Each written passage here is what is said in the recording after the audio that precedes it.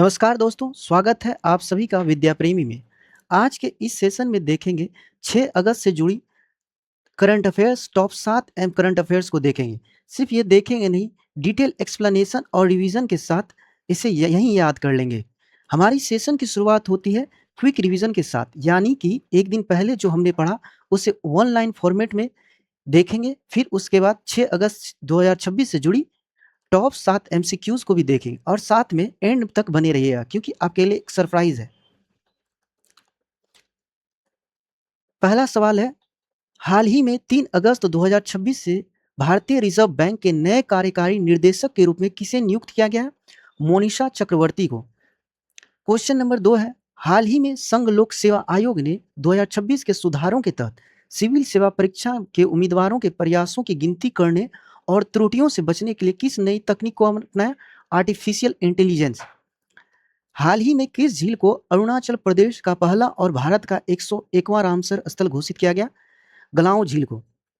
Question number 4 है, अगस्त 2026 में द्वितीय BRICS anti corruption working group बैठक की किस शहर में आयोजित हो रही है? हैदराबाद में। क्वेश्चन नंबर 5 है, सड़क परिवहन और रोजगार मंत्रालय के हालिया प्रस्ताव के अनुसार भारत में सभी नए निर्देशित वाहनों के लिए व्हीकल टू व्हीकल संचार प्रणाली किस तिथि को अनिवार्य कर दी जाएगी? 1 अक्टूबर 2028। क्वेश्चन नंबर 6 है, वर्ष 2025 में मृत अंगदान में भारत का कौन सा राज्य शीर्ष पर है? तमिलनाडु शीर्ष पर है। क्वेश्चन नंबर 7 है, अगस्त 2026 में भारतीय वायुसेना द्वारा रोटर क्लैप तृतीय का सैन्य अभ्यास कहाँ आयोजित किया जाएगा? राजस्थान के जैसलमेर में। अब हमारी सेशन की शुरुआत होती है 1 अगस्त 2026 में भारत के नए रक्षा लेखा महानियंत्रक के रूप में किसने कार्यभार संभाला? Alka Nagia Arora, option number B. आप देख सकते हैं ब्यूटीफुल लेडी को। तो आपको याद होगा deputy of chief of noble staff यानी कि डीसीएनएस का पदभार किसने ग्रहण किया? ए एन प्रमोद जी ने, डीसीएनए प्रमोद जी ने। ये अपॉइंटमेंट का सवाल है, इससे क्वेश्चन डायरेक्ट पूछ लिया जाता है, इसीलिए इसे डायरेक्ट याद कर लें। अगस्त 2026 में अलका नागिया अरोड़ा ने भारत के नए रक्षा लेखा महानियंत्रक के रूप में 1 अगस्त 2026 से को कार्यभार संभाला। रक्षा लेखा महानियंत्रक भारतीय रक्षा सेवाओं के वित्त और लेखांकन का प्रमुख पद है। यह रक्षा मंत्रालय के रक्षा लेखा विभाग का नेतृत्व करते हैं। अब हम लोग देखेंगे हाल ही में नियुक्ति हुए हैं, उसी को देखेंगे। भारतीय वायुसेना के वायुसेना प्रमुख एयर मार्शल तेजपाल सिंह है। रक्षा लेखा महानिदेशक कौन है? अलका नागिया अरोड़ा, जो आज का सवाल था। भारतीय नौसेना के उप प्रमुख कौन है? Vice admiral A N Pramod ji. NITI Aayog के प्रमुख अधिकारी अध्यक्ष अधिकारी कौन है? अनुराग जैन। राष्ट्रीय अल्पसंख्यक आयोग के अध्यक्ष कौन है? हरजीत सिंह ग्रेवाल। नए दिल्ली पुलिस आयुक्त कौन है? अनुराग कुमार। केंद्रीय प्रत्यक्ष कर बोर्ड के अध्यक्ष कौन है? रवि अग्रवाल। विक्रम साराभाई अंतरिक्ष केंद्र का निदेशक कौन है? उपेंद्र पी राजीव। भारत का सॉलिसिटर जनरल कौन है? तुषार मेहता। राष्ट्रीय सांख्यिकी आयोग के नए अध्यक्ष कौन है? सौबल चट्टोपाध्याय। रक्षा अनुसंधान और विकास संगठन का अध्यक्ष कौन है? राजेश कुमार सिंह। केंद्रीय जांच ब्यूरो सीबीआई के निदेशक कौन है? प्रवीण सूद। चीफ ऑफ डिफेंस स्टाफ कौन है? एन एस राजा सुब्रमणी। नौसेना प्रमुख कौन है? एडमिरल कृष्णा स्वामीनाथन। सूचना और प्रसार मंत्रालय का सचिव कौन है? चंचल कुमार।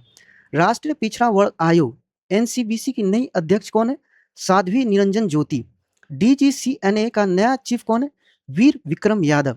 सेबी के पूर्णकालीन सदस्य कौन है? वेंकट रमणा मूर्ति। केंद्रीय सत्कर्ता आयोग में सत्कर्ता आयुक्त कौन है? Praveen Vashishtha.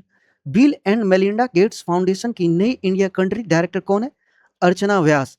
Press club of India की पहली महिला अध्यक्ष कौन है? संगीता बरुआ। मुख्य सूचना आयुक्त कौन है? CIC Rajkumar Goyal.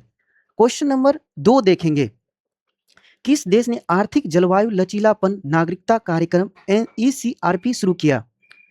Republic of Nauru, option number D. हाल ही में हमारी प्रेसिडेंट द्रौपदी मुर्मू द्रौपदी मुर्मू जी 3 जगह का यात्रा विजिट किए। वो तीनों देखेंगे क्योंकि आंसर मतलब डायरेक्ट क्वेश्चन उसी से पूछ लेता है। पहला है नॉर्थ मैसेडोनिया। अपॉइंटमेंट के सवाल आप लोग याद कर लें तो अच्छा रहेगा। क्योंकि इसके लिए ट्रिक वाला वीडियो लाएंगे। दूसरा है रोमानिया, तीसरा है मोल्डावा। हमारी प्रेसिडेंट द्रौपदी मुर्मू 3 जगह का हाल ही में विजिट किया है। पहला है नॉर्थ मैसेडोनिया, दूसरा रोमानिया और तीसरा है मोल्डावा।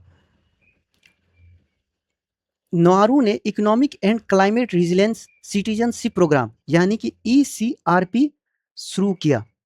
इस कार्यक्रम का ऑब्जेक्टिव है जलवायु परिवर्तन निपटने के लिए धन जुटाना, आर्थिक एवं जलवायु लचीलापन को मजबूत करना। इस योजना के तहत विदेशी निवेशकों को निर्धारित निवेश के बदले नावरो की नागरिकता सिटीजनशिप ऑफ नावरो दी जाएगी। नावरो जो है प्रशांत महासागर की में स्थित है। यह दुनिया का तीसरा सबसे छोटा देश है। राजधानी इसका यारवेन है। यह अभी फिक्स नहीं हुआ। इसका मुद्रा है ऑस्ट्रेलियाई डॉलर। महाद्वीपीय क्षेत्र है ओशिआनिया। अब हम देखेंगे क्वेश्चन नंबर 3। 2026 में 13वीं ब्रिक्स शिक्षा मंत्रियों की बैठक किस शहर में आयोजित की जाएगी? भुवनेश्वर में, ऑप्शन नंबर ए। अभी वर्तमान के एजुकेशन मिनिस्टर कौन है? प्रहलाद जोशी। इन्होंने धर्मेंद्र प्रधान को रिप्लेस किया CJP के माध्यम से, आपको याद होगा। लेकिन हाल ही में हमने पढ़ा कि राष्ट्रीय सांख्यिकी कार्यालय यानी कि NSOS की बैठक, ब्रिक्स की NSO की बैठक कहाँ हुई थी? लखनऊ में हुई थी। ब्रिक्स की राष्ट्रीय सांख्यिकी कार्यालय यानी कि NSOS की बैठक कहाँ हुई थी? लखनऊ में। ऐसा ही चीजों को लिंक करके याद करेंगे ताकि चीजें ज्यादा दिन तक रहे। 13वीं ब्रिक्स शिक्षा मंत्रियों की बैठक का आयोजन ओडिशा के भुवनेश्वर में किया जाएगा। अभी वर्तमान के एजुकेशन मिनिस्टर प्रहलाद जोशी हैं, वो भी इसमें शामिल हैं। बैठक का ऑब्जेक्टिव है ब्रिक्स देशों के बीच शिक्षा, अनुसंधान, कौशल विकास और डिजिटल शिक्षा और नवाचार के क्षेत्र में सहयोग को बढ़ावा देना। बैठक में नई शिक्षा तकनीकों, AI, डिजिटल लर्निंग और उच्च शिक्षा में सहयोग पर विशेष चर्चा की जाएगी। भारत इस बैठक के माध्यम से वैश्विक शिक्षा सहयोग और नॉलेज शेयरिंग को मजबूत करने पर जोर दे रहा है। अब हम देखेंगे क्वेश्चन नंबर 4। किस राज्य ने खुद खाद्य सुरक्षा मानकों के तहत 1 वर्ष के लिए एनालॉग पनीर यानी कि फेक पनीर पर प्रतिबंध लगाया? कितने साल के लिए? 1 साल के लिए। इसका आंसर है महाराष्ट्र, ऑप्शन नंबर सी। सबसे पहले एनालॉग पनीर पर प्रतिबंध टॉप स्टेट है, पहला स्टेट है छत्तीसगढ़, दूसरा स्टेट है महाराष्ट्र। महाराष्ट्र का कौन सा जिला जो है कास्ट फ्री है? सोंदला जिला, जो कि अहिल्यानगर पे पड़ता है। महाराष्ट्र से एक और करंट अफेयर्स याद रखेंगे जो हाल ही में हमने पढ़ा, एंटी कन्वर्जन लॉ महाराष्ट्र में लागू किया गया, जो कि धर्मांतरण संरक्षण अधिनियम, धर्मांतरण विरोधी कानूनी नियम है, anti conversion law. Madhya Pradesh से हमें एक करंट अफेयर्स याद होगा, केन बेतवा लिंक परियोजना मध्य प्रदेश में हुआ था।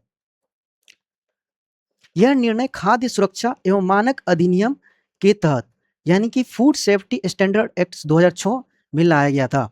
एनालॉग पनीर जो है कैसे बनता है? पारंपरिक दूध से बने पनीर के बजाय वनस्पति तेल, स्टार्च तथा खाद्य अवयवों से तैयार किया जाता है। क्वेश्चन नंबर 5 है, सार्वजनिक सेवाओं में सुधार हेतु किस राज्य ने AI आधारित प्रशासनिक सुधार शुरू किया? केरल राज्य ने। केरल राज्य से हमें याद होगा पेपरलेस वकालत किस राज्य ने स्टार्ट किया? केरल ने। साथ साथ में पूर्णतः डिजिटल साक्षर राज्य भी बना केरल। इसका ऑब्जेक्टिव है सार्वजनिक सेवाओं को तेज, पारदर्शी, कुशल और नागरिक केंद्रित बनाना। इस पहल में AI का उपयोग प्रशासन, स्वास्थ्य, शिक्षा, राजस्व, शिकायत निवारण और सरकारी सेवा वितरण में किया जाएगा। क्वेश्चन नंबर 6 है, वर्ष 2031-32 तक भारत की स्थापित विद्युत क्षमता यानी कि इंस्टॉल्ड पावर कैपेसिटी का लक्ष्य कितना रखा गया? 874 गीगावाट। यह लक्ष्य मतलब ऑब्जेक्टिव राष्ट्रीय विद्युत परियोजना के अंतर्गत किया गया। इस क्षमता का बड़ा हिस्सा स्वतंत्र एवं स्वच्छ एवं गैर जीवाश्म स्रोतों से प्राप्त करने पर जोर दिया गया। योजना का ऑब्जेक्टिव है बढ़ती बिजली मांग को पूरा करना, ऊर्जा सुरक्षा सुनिश्चित करना तथा कार्बन उत्सर्जन में कमी लाना। क्वेश्चन नंबर 7 है, सुप्रीम कोर्ट के अगस्त 2026 के आदेशानुसार किस निजी कारों के लिए संशोधित अनिवार्य थर्ड पार्टी बीमा अवधि कितनी है? ऑप्शन बी 4 वर्ष, लेकिन इसका एक्यूरेट आंसर 5 साल होगा। हमें याद होगा पिछले ही लेसन में हमने पढ़ा, पिछले ही सेशन में हमने देखा कि 2V2 यानी कि सड़क परिवहन और रोजगार मंत्रालय यानी कि मोर्थ सबसे पहले कब कब देखने को मिलेगा? 1 अक्टूबर 2028 को। आज के रिवीजन के सवाल में ये हमने देखा था। ये हमारे सेशन की लास्ट सवाल थी। तो इस निर्णय का ऑब्जेक्टिव क्या था? सड़क दुर्घटना पीड़ितों समय पर मुआवजा, बीमा कवरेज बढ़ाना, बीमा वाले वाहनों की संख्या कम करना, थर्ड पार्टी भारत में सभी मोटर वाहनों के अनिवार्य करना। इस बीमारी में दुर्घटना किसी तीसरे व्यक्ति मृत्यु, चोट और संपत्ति के नुकसान की भरपाई की जाती, यानी कि 2 ट्रक लड़ने की वजह से जो पहले का गलती है उसको हर्जाना देना पड़ेगा। स्वयं के वाहन का नुकसान थर्ड पार्टी बीमा कवर नहीं होता है, इसके लिए अलग से कॉम्प्रिहेंसिव इंश्योरेंस लेना पड़ता है। यह प्रावधान मोटर व्हीकल एक्ट 1988 में लागू किया गया था। संबंधित कानून है मोटर व्हीकल एक्ट 1988। आईआरडी की स्थापना कहाँ है? तेलंगाना के हैदराबाद में, मुख्यालय तेलंगाना के हैदराबाद में। आईआरडी की स्थापना 1999 में हुआ था। आज का सेशन का ये लास्ट सवाल था। अब हम देखते हैं टेस्ट के क्वेश्चन को, जो कि आज सरप्राइज टेस्ट था। इसका आंसर आप लोगों को कमेंट सेक्शन में देना है। देखेंगे कौन सही आंसर देता है। सबसे इंपॉर्टेंट सवाल है, वर्ष 2026 में 13वीं ब्रिक्स शिक्षा मंत्रियों की बैठक किस शहर में आयोजित की जा रही है? इसका आंसर आप लोगों को कमेंट सेक्शन में बताना है, और साथ ही में आप लोगों को हमारा सेशन कैसा लग रहा है ये भी बताना है। यदि सेशन पसंद है तो लाइक करें, शेयर करें और सब्सक्राइब करें। Thank you.